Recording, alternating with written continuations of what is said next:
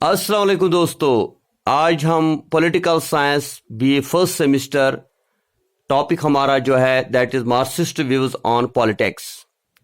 इससे पहले जो है बीए फर्स्ट सेमेस्टर का जो सिलेबस है Kashmir university, cluster university and other important universities of India, तो उसमें पहला टॉपिक हमने डिस्कस किया था अंडरस्टैंडिंग पॉलिटिक्स, जिसकी डिस्क्रिप्शन में आपको लिंक मिल जाएगी। दूसरा टॉपिक हमने डिस्कस किया था लिबरल पर्सपेक्टिव ऑफ स्टेट, और आज हम मार्क्सिस्ट कंसेप्ट ऑफ स्टेट और मार्क्सिस्ट पर्सपेक्ट ऑफ स्टेट जो है पॉलिटिक्स जो है उसको डिस्कस करेंगे। तो before we discuss the Marxist views on politics, so do you know who was Karl marks?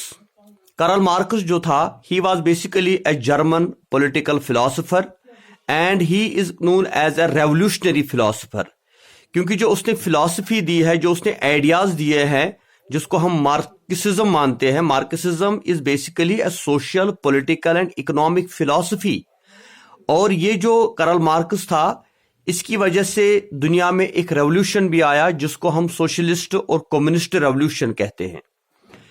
तो कार्ल मार्क्स जो है, कार्ल मार्क्स ने बेसिकली 1848 में किताब लिखी थी जिसका नाम था द कम्युनिस्ट मैनिफेस्टो। इसमें फ्रेडरिच एंगल्स भी था, तो इन दोनों ने मिलकर इस किताब को लिखा जिसमें मार्क्सिज्म फिलॉसफी को डिस्कस किया गया था। और बाद में जो है कार्ल मार्क्स ने एक इंपॉर्टेंट जो है एक नोबल वर्क जो उसका माना जाता है that is called Das Kapital. तो ये डॉस कैपिटल जो है ये 1867 में कार्ल मार्क्स ने लिखा। तो इन दो बुक्स के अंदर कार्ल मार्क्स ने वो आइडियाज दिए, वो कंसेप्ट्स एक्सप्लेन किए जिनको हम मार्क्सिज्म के नाम से जानते हैं। तो कार्ल मार्क्स की जो फिलॉसफी है, अगर हम इसको डीपली स्टडी करेंगे तो इसके लिए हमें काफी टाइम लगेगा। लेकिन यहां पर जो हमारा सिलेबस है, हमारे सिलेबस में दिया गया है what are the Marxian views on politics. Politics के बारे में मार्क्स का क्या ओपिनियन था। So far as politics is concerned, there are different theories, there are different types of political philosophers who have explained the word politics.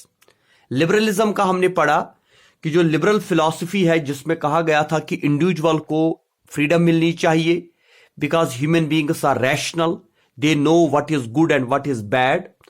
But as far as Marx is concern, Marxian view of politics is completely different from the liberal view, क्योंकि जो Karl Marx है he has opposed the liberal principles, beliefs and values. Karl Marx का जो concept है individual के बारे में जो उसकी ओपिनियन है, या स्टेट के बारे में जो उसका ओपिनियन है, या पॉलिटिक्स के बारे में जो उसका ओपिनियन है, वो कार्ल मार्क्स को बाकी जो पॉलिटिकल फिलोसफर्स है उनसे डिफरेंशिएट करवाता है। तो इसीलिए जब हम डिस्कस करेंगे तो कुछ इंपॉर्टेंट पॉइंट्स मैंने यहां पे डिस्कस किए हैं। लाइक पहला पॉइंट हमारा यहां पे है politics as an instrument of class domination. Karl Marx कहता है कि जो पॉलिटिक्स है ये basically there are two classes, haves and have nots, या हम कह सकते हैं रिच एंड पुअर। तो ये बेसिकली प्रोडक्शन की बात है, means of production. The class which owns the means of production is known as haves and the class we do not own any means of production is known as have nots.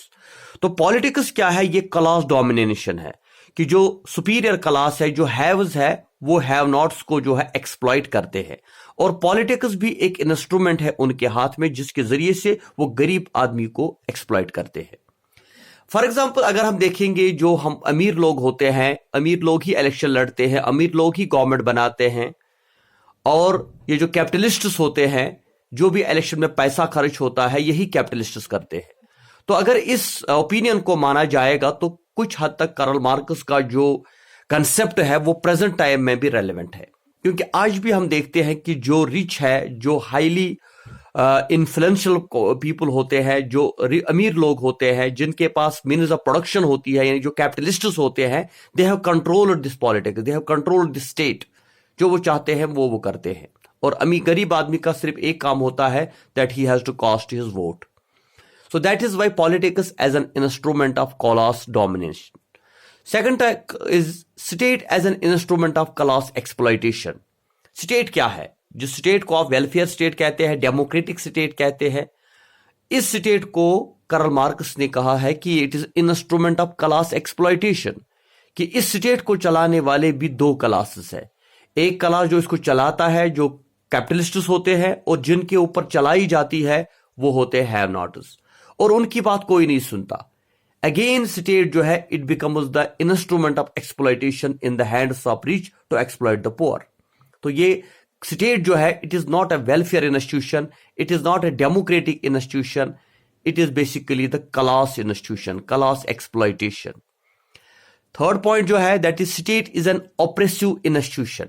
State जो है ये oppressive institution है। It is not working for the welfare of poor people, it is not working for the welfare of common people, it is basically the oppressive institution. यानी जो अगर आप किसी को दबाना चाहते हैं तो आप स्टेट का सहारा लेते हैं, क्योंकि स्टेट जब आपके पास आती है तो पुलिस भी आपका होता है, इंस्टीट्यूशंस भी आपके होते हैं, इसलिए जिस तरह से आप चाहे इस स्टेट का आप इस्तेमाल करते हैं। यानी एक तरीके से ये पुलिस स्टेट है, police state. It is not a welfare state. That is why Marx says that state is an oppressive institution. Fourth one is state is a class organization. There are two classes. So one class dominates the another class. इसलिए state को वो मानता है एक class organization. And the fifth one is basis of politics is materialism. कि politics जो है, politics itself is not any good activity. It is not basically the activity which is to serve the community, to serve the people. जैसे कहा जाता है कि politics का मतलब होता है लोगों को सर्व करना, गरीब लोगों की हेल्प करना। Basically according to Karl Marx, politics जो है इसकी बुनियाद भी है मेटीरियलिज्म। यानी ये सिर्फ पैसे का चक्कर है कि जो लोग स्टेट को चलाते हैं, जो लोग पॉलिटिक्स में आते हैं, उनका अल्टीमेट एक ही एम होता है, दैट इज मेटीरियलिज्म, पैसा हासिल करना, मीन्स ऑफ प्रोडक्शन पे कब्जा करना, कैपिटलिज्म। तो इसीलिए जो है कार्ल मार्क्स का जो ओपिनियन है पॉलिटिक्स के बारे में, स्टेट के बारे में, वो टोटली डिफरेंट है from other concepts of politics. Karl Marx की जितने भी आइडियाज है, लाइक अगर हम उसके हिस्टोरिकल मेटीरियलिज्म को देखें, so according to this theory man is moved to activity and struggle by his material needs. तो एक कार्ल मार्क्स कहता है कि इंसान जो है वो अपने नीड्स को सेटिस्फाई करना चाहता है, और उसकी जो नीड है दैट इज मेटीरियल नीड। इसलिए अगर कोई भी स्ट्रगल वो करता है, कोई भी एक्टिविटी वो करता है, तो उसका एक ही पर्पस होता है, material purpose. That is why whether it is social activity, whether it is political activity, whether it is religious activity, the ultimate aim is materialism. यानी अगर हम कोई सोशल काम करते हैं, कोई पॉलिटिकल काम करता है, इवन रिलीजियस कोई भी एक्टिविटी करते हैं, तो उसके पीछे भी सिर्फ मेटीरियलिज्म होता है। यानी मेटीरियल इंटरप्रिटेशन ऑफ हिस्ट्री जो उसका कंसेप्ट है, वो कहता है कि जितने भी हम किसी भी जमाने में जाएं तो हमेशा एक इंसान स्ट्रगल करता है फॉर मेटीरियलिज्म, यानी जो पैसा है, जो प्रॉपर्टी है, उसके लिए। क्योंकि because he believes that changes in the history were governed by the mood off production. Economic system not only determines the character of life but also the very social structure. जो economic needs होती है, एक इंसान की जो need होती है, economic need जो कभी फुलफिल नहीं होती, हमेशा the more you get the more you want. जितना एक इंसान को मिलता है उतना वो और चाहता है, और इसके लिए वो किसी भी हद तक जा सकता है। पॉलिटिक्स कोई एक्सेप्शन नहीं है। तो इसलिए जो मार्क्सियन क्लास स्ट्रगल की हम बात करें, या हिस्टोरिकल मेटीरियलिज्म की हम बात करें, या अगर हम उसके थ्योरी ऑफ सरप्लस वैल्यू को देखें, वहां पर भी मार्क्स ने यही कहा है कि जो हमारी इंडस्ट्रीज के अंदर से प्रोडक्शन निकलती है, उसका प्रॉफिट, उसका बेनिफिट एक वर्कर को नहीं मिलता बल्कि कैपिटलिस्ट को मिलता है। तो that is why he was in favour of revolutionary politics. वो कहता है कि रेवोल्यूशन की जरूरत है, that all the workers of the world has to unite and they have nothing to lose except their chains। वो कहता है जो वर्कर्स है इनको यूनाइट होना है, और एक क्लासलेस और स्टेटलेस सोसाइटी की जरूरत है। यानी जहां पर सभी लोग वर्कर होंगे, सभी स्टेट को चलाएंगे, कोई सुपीरियर या कोई इंफीरियर नहीं होगा। तो दैट मीन्स जो मार्क्सियन ओपिनियन है पॉलिटिक्स का, that is totally different from liberal perspective और एनी अदर पर्सपेक्टिव। मार्क्स का अपना एक ओपिनियन है, मार्क्स अपने आप को इन सब से अलग करता है, और उसका ओपिनियन ये है कि जो पॉलिटिक्स होती है ये basically instrument of class dominance होती है। एक रिच क्लास, एक हायर क्लास, लोअर क्लास को जो है सप्रेस करता है, उनको दबाता है, उनको एक्सप्लॉइट करता है। इसीलिए वो कहते हैं स्टेट बेसिकली एक इंस्ट्रूमेंट ऑफ एक्सप्लॉइटेशन है, और पॉलिटिक्स भी जो है, पॉलिटिक्स भी एक जरिया है, एक रास्ता है एक्सप्लॉइटेशन करने का। इसलिए ऐसा नहीं है कि कार्ल मार्क्स पॉलिटिक्स के अगेंस्ट था, वो पॉलिटिक्स को सही नहीं मान, वो कहता है जो पॉलिटिक्स हमारे यहां है ये गुड पॉलिटिक्स नहीं है। अगर हम पॉलिटिक्स करना चाहते हैं तो उसमें वर्कर का भी एक शेयर होना चाहिए, वर्कर का भी एक इंपॉर्टेंट रोल होना चाहिए, गरीब आदमी का भी एक इंपॉर्टेंट रोल होना चाहिए। ये जो कैपिटलिस्ट सिस्टम है, कैपिटलिस्ट डोमिनेटेड स्टेट है, कैपिटलिस्ट डोमिनेट डेमोक्रेसी है, he was against that democracy. और अगर हम देखें प्रेजेंट टाइम में इसकी रेलेवेंस, आप देखिए कि चाहे किसी भी कंट्री को हम ले, जो लोग पावर में होते हैं, जो लोग गवर्नमेंट चलाते हैं, जो लोग रूल करते हैं, वो कौन लोग होते हैं?